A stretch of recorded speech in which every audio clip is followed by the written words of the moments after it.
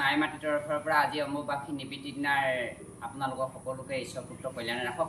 আজি ময়ো দুৱাৰ মুকলি কৰিছোঁ, লাহে লাহে প্ৰৱেশ কৰিছোঁ আৰু শিৱৰ আমাৰ বাবাৰ মালাৰ এজুৰি একেবাৰে মোৰ পাছে পাছে নি গৈ পিনি তেওঁলোকে মণিপুৰক প্ৰৱেশ কৰিছে। আপোনালোকক দেখাম।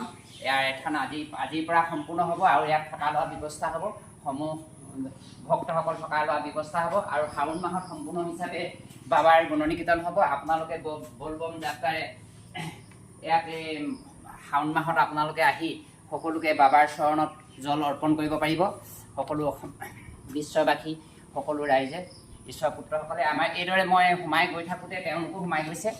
আপোনালোকক দেখুৱাম এতিয়া আহক দৃশ্যবোৰ। এয়া আমাৰ আইথান এই মণিপুৰত তেওঁলোকে সম্পূৰ্ণ হিচাপে আহি মই যিভাগী খিলিয়াখন কৃষ্ণ মই যিভাগী খিলিয়াখনত বহি মই তপ ধ্যান কৰিছিলোঁ আৰু সেই আসন ভাগি কিনাৰেদি তেওঁলোকে প্ৰৱেশ কৰিছে। ইয়াৰ আপোনালোকক দেখুৱাম। সেয়া তেওঁলোকে আহি প্ৰৱেশ কৰি সুন্দৰভাৱে আপোনালোকে চাওক। এয়া বাবা জুৰীয়া বাবা তেওঁলোকে আহি পিনি আমাৰ এই মণিকূট ভাগিত সম্পূৰ্ণ হিচাপে দৰ্শন দিছেহি। এয়া দেখিছে নহয়, আপোনালোকক দেখুৱাই আছোঁ। ময়ো লাহে লাহে সোমাই প্ৰৱেশ কৰিছিলোঁ আৰু বাবাৰো আহি পিনি আমাৰ এই কৃপাত তেওঁলোকে ধুনীয়াকৈ মোৰ পাছে পাছে আহি এই মণিকূটত প্ৰৱেশ কৰিছেহি।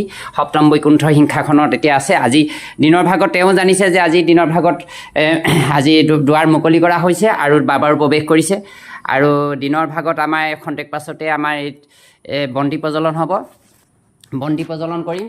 বাবাক দেখিলে নহয় আপোনালোকে সকলোৱে তাৰ পৰাই হেৰি কৰিব আৰু ভিডিঅ'টো শ্বেয়াৰ কৰিব। এয়া দেখিছে নহয়, আমি দিনদুৱা কাৰ্যসূচীৰ নাম হ'ব আৰু নিশা ভাগলৈ সন্ধিয়া 6 বজাৰ লগে লগে পাৰিজাত শৰণ নৰকাসুৰবধৰ নাটভাগী প্ৰদৰ্শন কৰিম। আজি অম্বুবাসী নিবৃত্তি বুলি আৰু অহা দেওবাৰে 13 তাৰিখৰ দিনতে আমি 1 বজাৰ লগে লগে আমি এভাগী মহাপুৰুষীয়া ভাওনাভাগী প্ৰদৰ্শন কৰিম অহা দেওবাৰে। গতিকে আপোনালোকৰ সকলোৱে মংগল হওক। বিৰিঞ্চি নন্দন দেৱহূতি লাভ মুখিকৰ আখ্যান শিৱ পাৰ্বতী গণেশ কাৰ্তিক সম্পূৰ্ণ থকাৰ এভাগী মহাপুৰুষীয়া পূৰ্ণাংগ নাট ভাওনা আমি কাইলৈ পৰহিলৈ দেওবাৰে আমি প্ৰদৰ্শন কৰিবলৈ আগবাঢ়ি গৈ আছোঁ। তাত সম্পূৰ্ণ আমাৰ গণেশ বাবাই বাহন কেনেকৈ ধৰণে পাইছিলে হয়তো তাত প্ৰদৰ্শন কৰা হ'ব। গতিকে সকলো ঈশ্বৰ পুত্ৰ মংগল হওক আৰু এই সপ্তম বৈকুণ্ঠৰ সিংহাসন আৰু এই বাবা আমাৰ প্ৰথম স্থান প্ৰতিষ্ঠাৰ কৰোঁতে আমাৰ বাবা লিংগ ইয়াত এই মণিকূট ভাগী দুজন আছিলে। তেওঁ আহি এনেকৈ ধৰণে গৈ গোটেই থান পৰিদৰ্শন কৰিলে আৰু ময়ো মানে চাফ চিকুণ কৰি বন্তি জ্বলোৱাই নাই, বন্তি গছি জ্বলাম আৰু তেওঁলোকৰ মই যেনেকৈ